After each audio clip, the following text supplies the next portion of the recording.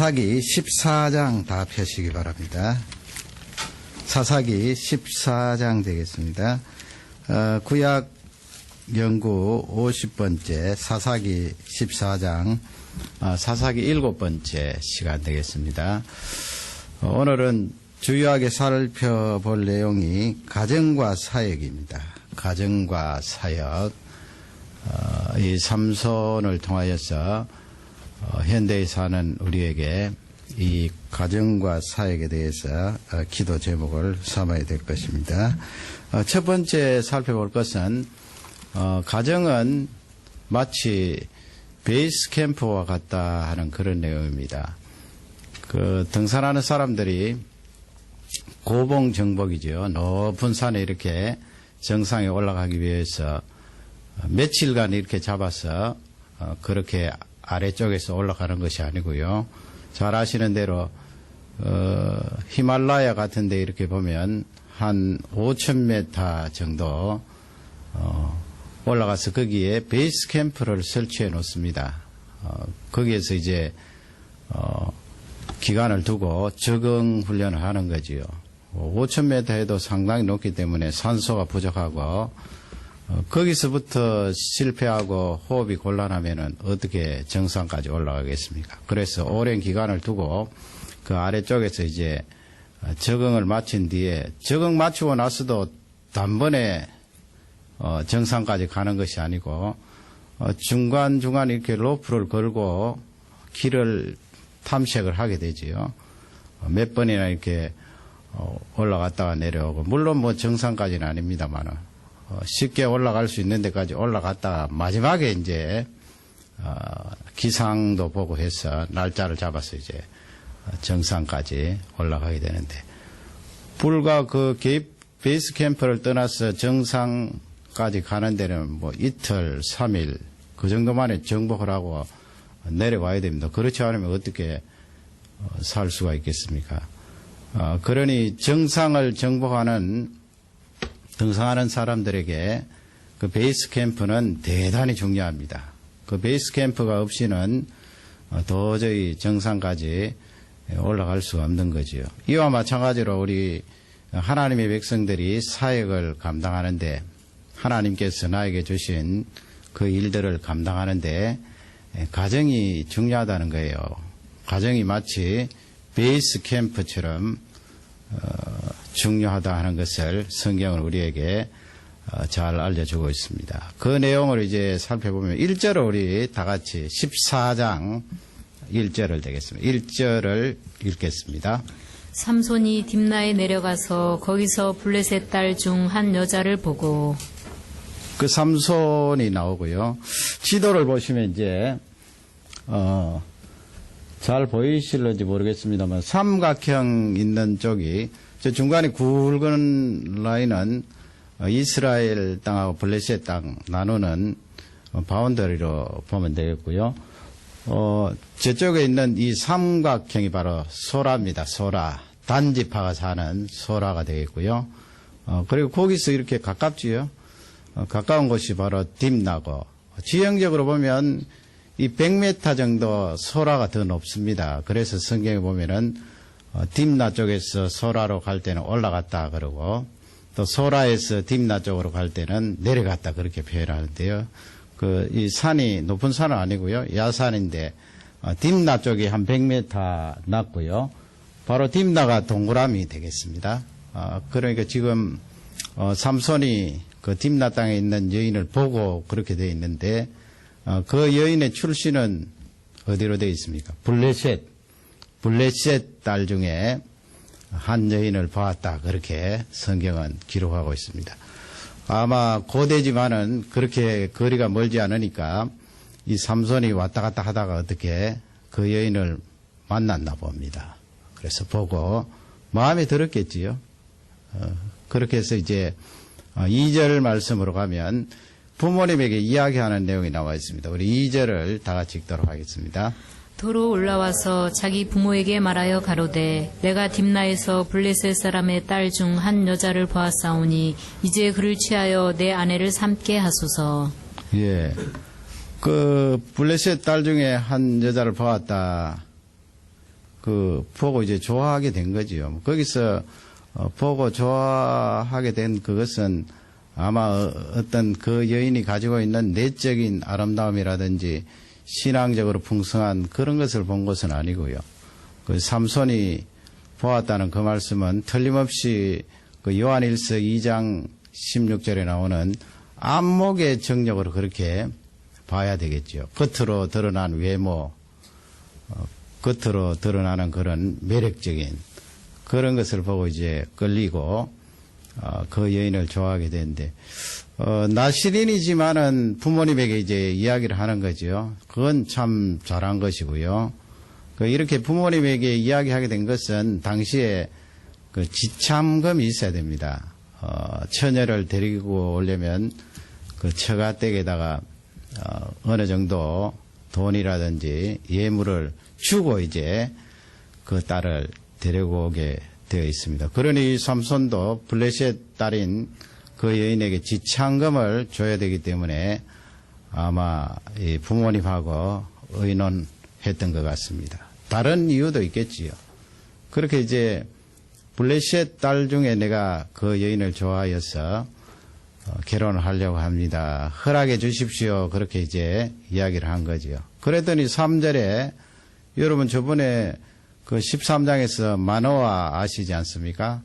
그런 대로 단지파 가운데 신앙이 좋았던 사람인데 왜 그러면 이렇게 바짝 붙어서 이렇게 블레셋 경계 지역에 살게 되는 저 지형을 가만히 보시면 이제 저 바로 위쪽이 갈릴리 바다가 있거든요. 단지파가 이제 그 가나안 땅 북쪽 지역에 땅을 분배받게 되었는데 아모리 족속들이 이 단지파를 몰아냈어요, 도로. 몰아내는 바람에 단지파가 이렇게 한쪽으로 쏠려서 이제 살게 되는데 이제 블레셋 사람들이 강성해지니까 저 딥나 땅을 차지해서 블레셋 땅이 되고 또 이 블레셋 사람들이 14장, 15장 말씀에 보면 유다 쪽에도 이렇게 통치하고 있었다 하는 것을 알 수가 있습니다. 물론 유다 백성들이 살았지만은 그 블레셋 사람들이 그들을 압제하고 다스리고 있었다 하는 것을 알 수가 있는데요. 이렇게 마노아 또 그 아내가 이제 반대를 한 거지요. 당연히 이제 반대할 것 아닙니까? 너는 나시린인데 어떻게 이스라엘 백성들 가운데 아름다운 딸이 없어서 그렇게 블레셋 할례받지 않는 이방 여자를 선택하여서 결혼을 하려고 하느냐 그렇게 반대를 했습니다. 당연히 반대하는 거고요. 이 삼손 쪽에 봤을 때는 지금 뭔가 핀트가 빗나가서 잘못 선택하고 있는 거지요.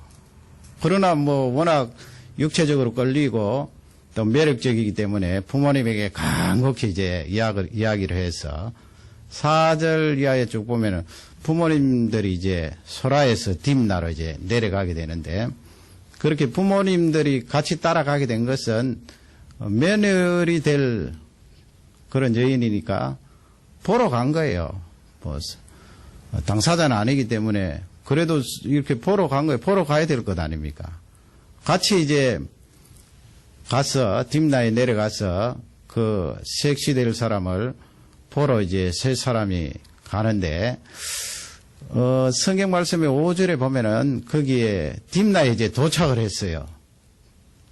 도착했는데 어디에 도착했는가 하면은 포도원에 이렇게 도착을 했는데 우리 5절을 다 같이 읽도록 하겠습니다. 삼손이 그 부모와 함께 딥나에 내려가서 딥나의 포도원에 이른즉 어린 사자가 그를 맞아 소리 지르는지라. 예, 포도원에 딥나 포도원에 뭐 그 가나안 땅은 포도원이 많지 않아요. 떡 들어가는데 사자가 나왔습니다. 어린 사자로 되어 있는데 새끼 사자는 아니고요. 어린 사자라고 해도 상당히 성장한 그런 사자인데 뭐 덜 성장했던 많이 성장했던 사자라는 짐승은 대단히 강렬하고요. 이 사람들이 감당을 할 수 없는 그런 짐승 아닙니까? 나중에 이 다윗이 양을 치다가 이제 곰과 사자를 움켰나이다. 그렇게 곰과 사자를 쳐서 해야 하는 그런 내용이 나와 있는데요. 그러나 다윗은 아마 무기를 사용한 것 같아요. 그 무기가 바로 물맷돌인데 멀리서 물맷돌을 돌려서 돌멩이를 날려서 사자나 곰이 맞으면 넘어지면 그 다음에는 이제 그 사자를 잡곤 그렇게 했는데 지금 삼손은 포도원 안에서 딱 이렇게 그 사자하고 맞닥뜨리게 되는데 얼마나 보통 사람 같으면 무서울까요? 이제 죽게 되어 있는 거예요. 그런 상황에서 이제 6절에 보면 하나님의 신이 그에게 감동해서 어떻게 합니까? 우리 6절을 다 같이 읽도록 하겠습니다. 삼손이 여호와의 신에게 크게 감동되어 손에 아무것도 없어도 그 사자를 염소 새끼를 찢음같이 찢었으나 그는 그 행한 일을 부모에게도 구하지 아니하였고. 예, 하나님의 신이 감동을 했고 그 사자를 찍는데 그림을 한번 보세요. 사자를 찢는데 마치 어린 염소를 찢듯이 그렇게 찢었다 그렇게 돼 있으니까 하여튼 뭐 어떻게 잡았는지는 잘 모르겠지만은 그렇게 사자와 맨손으로 대항해서 잡았는데 그렇게 강력한 힘을 가지게 된 출처는 여호와 하나님의 신의 감동이다. 그 여호와 하나님 신이 능력을 그에게 부어주어서 그런 힘이 나오게 되었다. 그렇게 강조를 하고 있습니다. 그림을 한번 보세요. 그 다음에 그림 보시면 여러분 동그랗게 그렇게 되어 있는데 최근에 이제 발견된 거예요. 가나안 예루살렘 가까운 곳에서 저게 무엇인가 하면 마치 도장 같아요.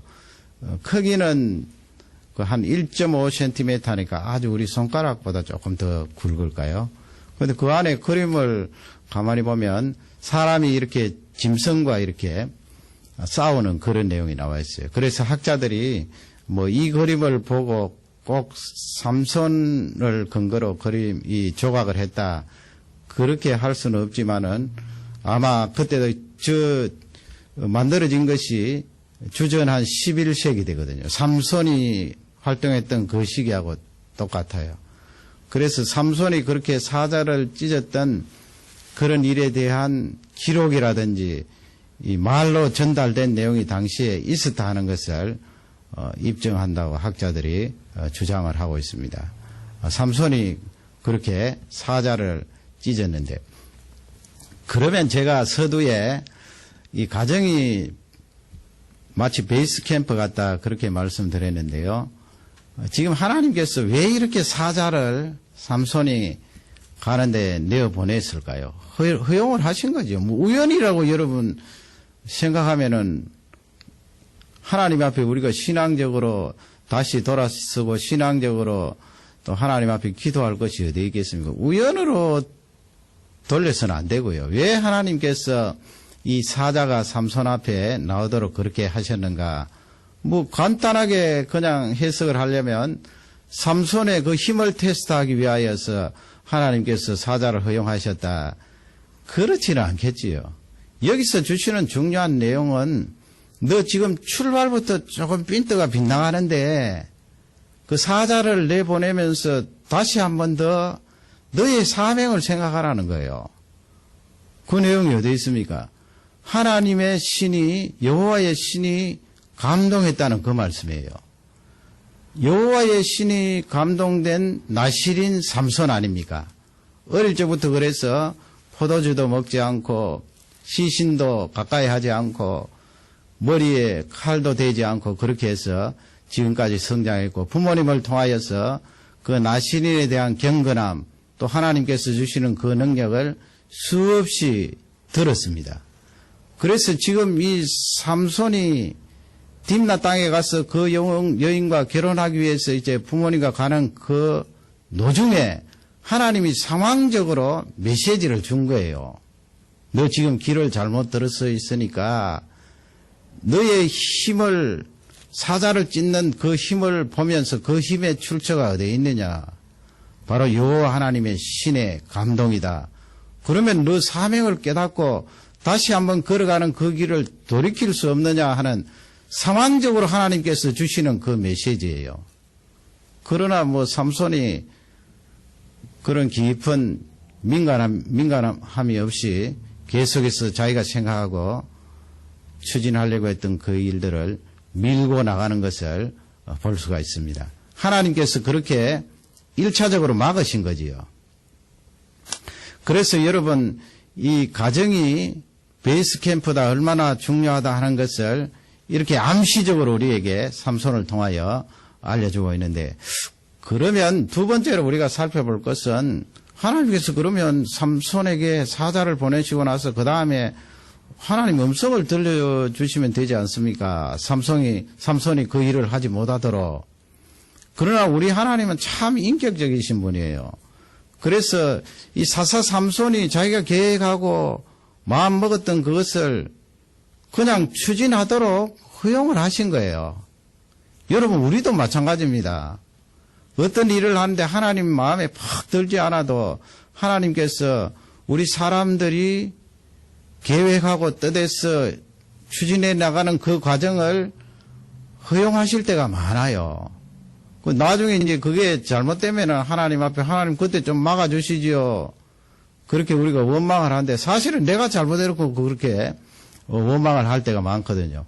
지금 삼손도 보면은 하나님께서 그렇게 상황적으로 보여주시면서 좀 민감해지기를 바라는데 계속 그 마음을 돌이키지 않고 이제 나아가니까 그냥 허용을 하세요. 그걸 이제 4절 말씀에서 이 성령의 감동으로 기록자가 기록을 하고 있어요. 물론 그 기록자가 자기의 코멘트를 조금 넣었어요. 4절 말씀에 보면 역사적인 사실을 그대로 기록한 내용이라기보다는 이 성경 기록자가 자기 해석이 좀 들어갔어요. 4절에 보면. 물론 성령의 감동이죠.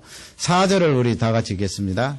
이때에 블레셋 사람이 이스라엘을 관할한 고로 삼손이 틈을 타서 블레셋 사람을 치려 함이었으나 그 부모는 이 일이 여호와께로서 나온 것인 줄은 알지 못하였더라. 부모가 나오고 삼손이 나오지요. 그 하반절에 보면 그 부모는 이 일이 여호와께로부터 나온 줄 알지 못했다. 이 일이 뭐예요? 삼손이 지금 블레셋 여인과 결혼을 하려고 하는 그거예요. 그러면 앞쪽에 나오는 그 전반절에 나오는 말씀은 뭐예요? 이 삼손이 결혼하는 것을 이용해서 결혼을 빙자해서 블레셋 사람을 치려고 하고 있는 거예요. 왜 블레셋 사람을 치려고 하느냐? 자기의 사명이잖아요. 하나님께서 삼손을 부르셔서 너 블레셋 사람을 치고, 뭐 직접적으로 말하면 그래요. 블레셋 사람을 치고 이스라엘 백성들을 그들의 압제에서 건져라. 그게 삼손의 사명이지 않습니까?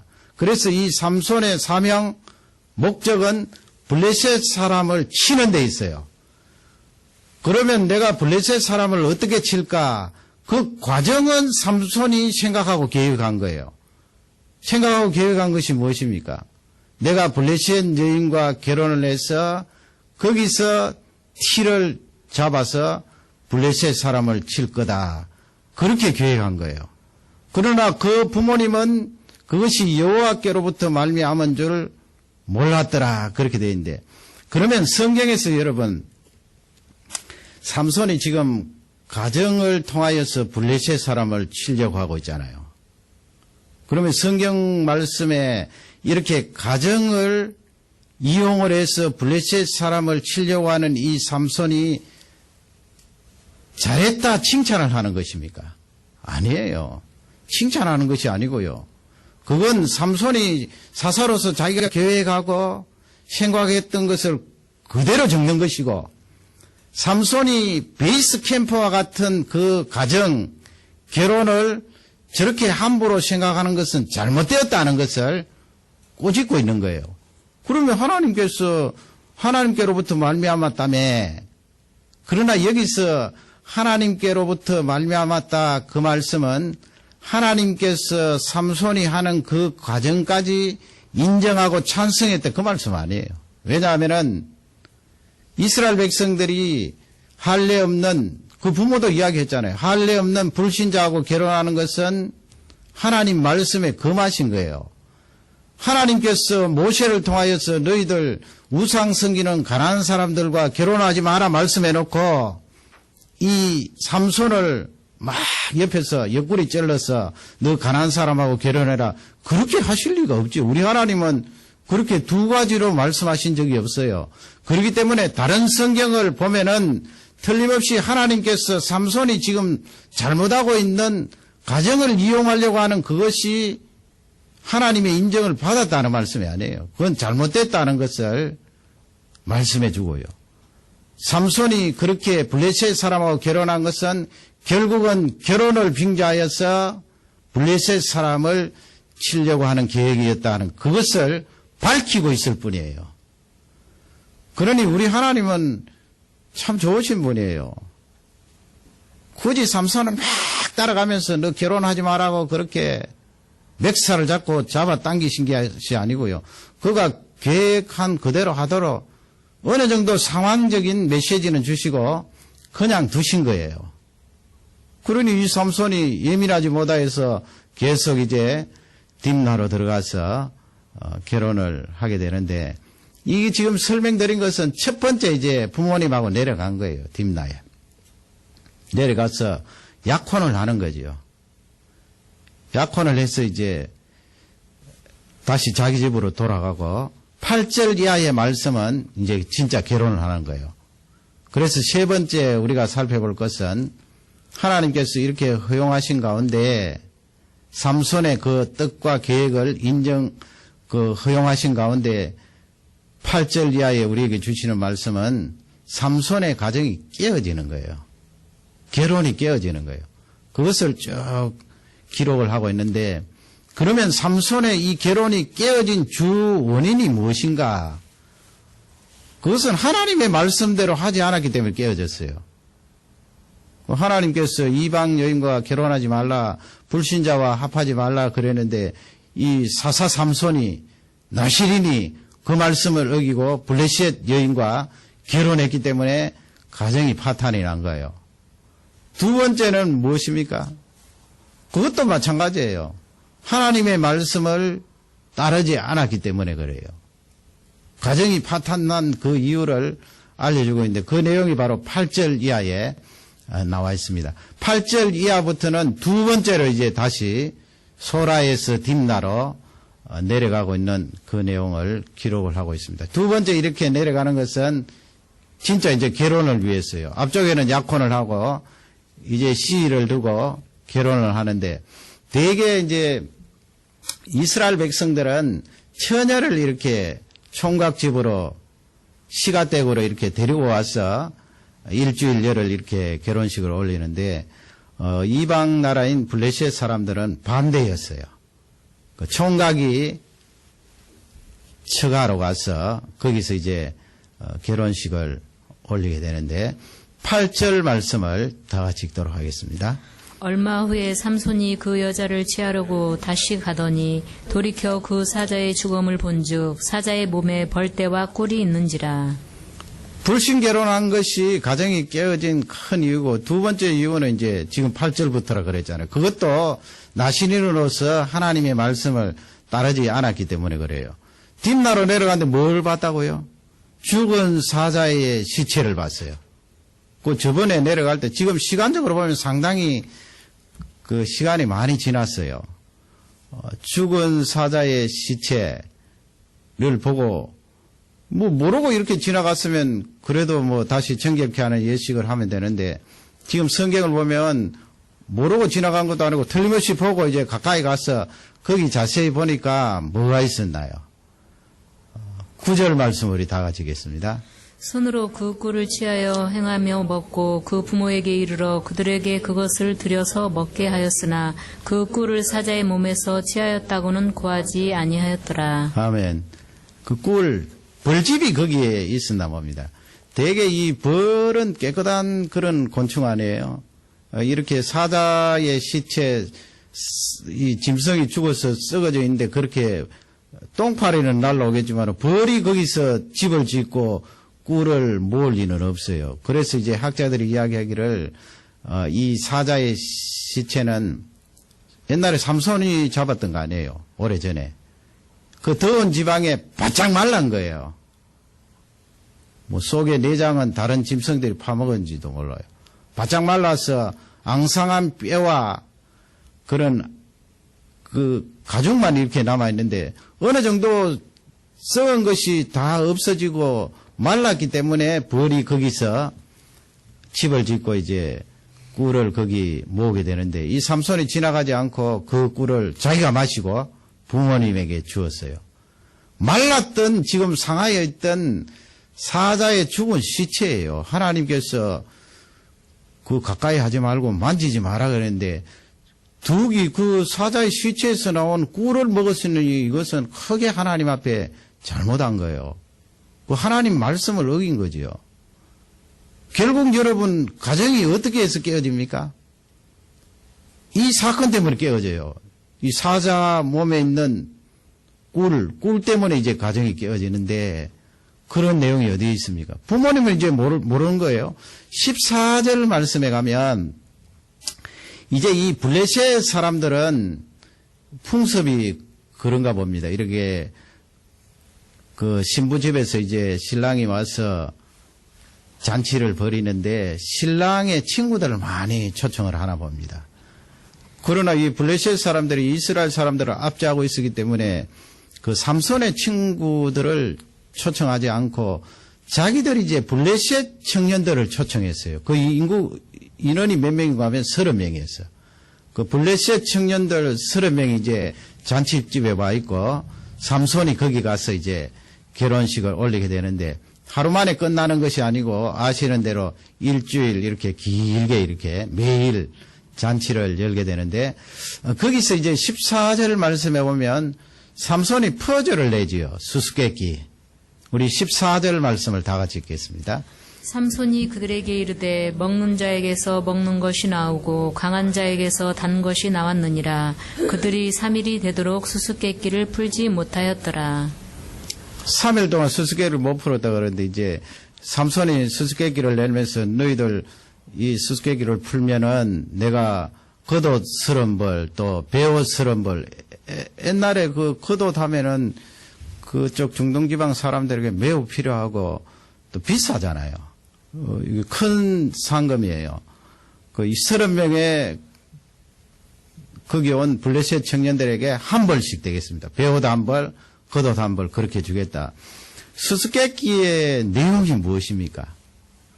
거기 보면은 이제 강한 것 있고요. 또 먹는 것 있고요. 강한 자가 있고 단 것이 있어요. 그게 뭐냐는 거예요. 여러분 우리는 뭐 성경을 알고 있기 때문에 그 내용은 무엇입니까?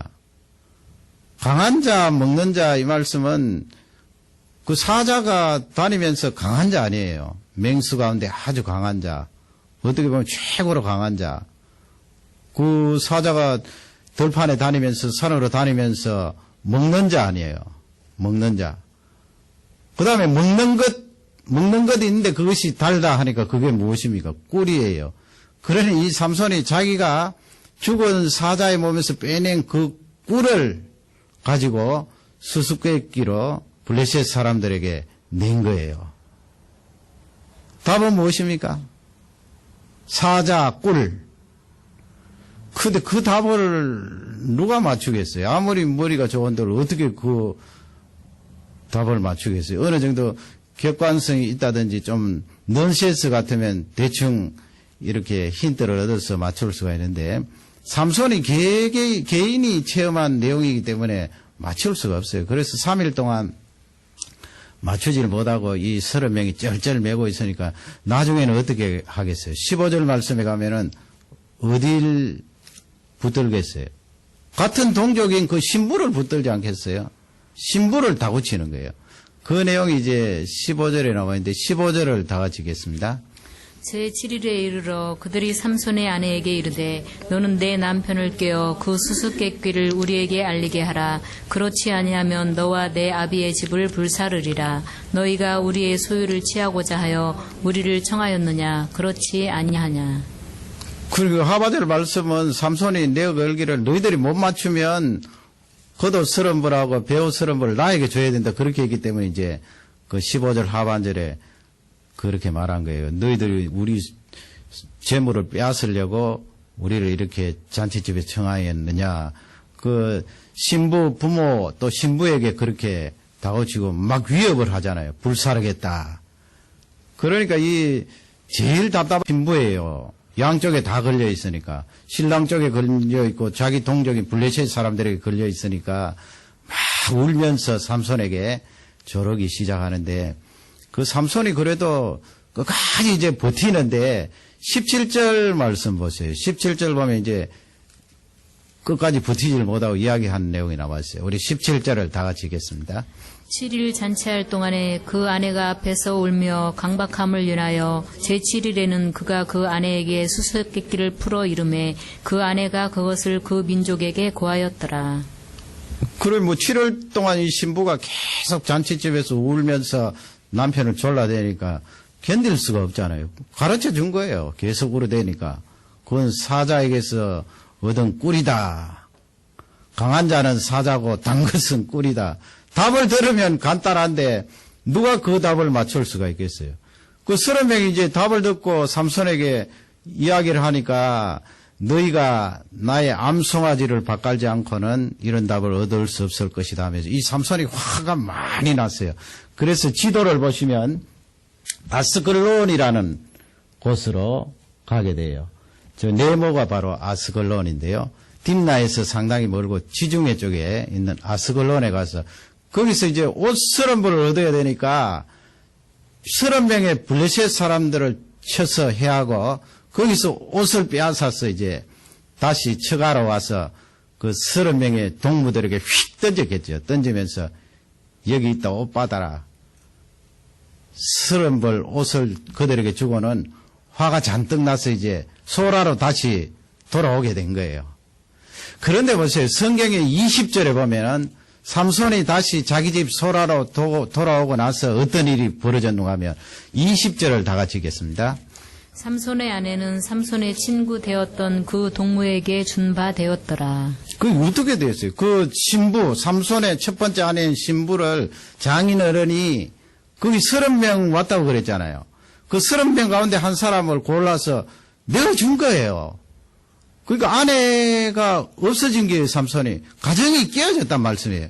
그러니 20절은 우리에게 알려주는 중요한 말씀이 삼손이 그 결혼을 이용을 해서 블레셋 사람을 치려고 했는데 그 결혼을 이용하려고 하는 그 과정이 잘못되고 빗나갔다 하는 것을 우리에게 알려주고 있어요. 잘못되고 빗나간 그 내용이 불신 결혼이고 그 다음에는 하나님의 말씀을 어겨서 그 사자 시체라는 그 하나님 말씀 어긴 것 때문에 결국은 가정이 저렇게 깨어지고 끝장이 났다 하는 것을 우리에게 알려주는데 이제 삼손이 다시 자기 집에 있다가 곰곰이 생각하니까 또 그 결혼한 여인이 생각나잖아요. 매력적이고 하니까 다시 이제 처가로 간 거예요. 딥나로. 그게 바로 15장 서두에 나와 있는데 다시 가서 장인어른에게 이제 내가 아내를 만나려고 합니다. 아내를 내어주십시오 하니까 20절 말씀을 이야기하는 거예요. 이미 네가 화가 나서 기뻐하지 않는 것 같아서 그렇게 안으면서 돌아간 것 같아서 내가 너의 아내를 다른 동무들에게 주었다. 그러니 그의 여동생이 있는데 훨씬 더 아름답다. 그 여동생을 아내로 취하라 하니까 이 삼손이 얼마나 화가 나겠어요. 그래서 이제 저지른 일이 4절 5절이에요. 4절 5절에 15장이죠.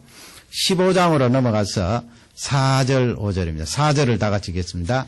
삼손이 가서 여우 300을 붙들어서 그 꼬리와 꼬리를 메고 회를 취하고 그 두 꼬리 사이에 한 회를 달고.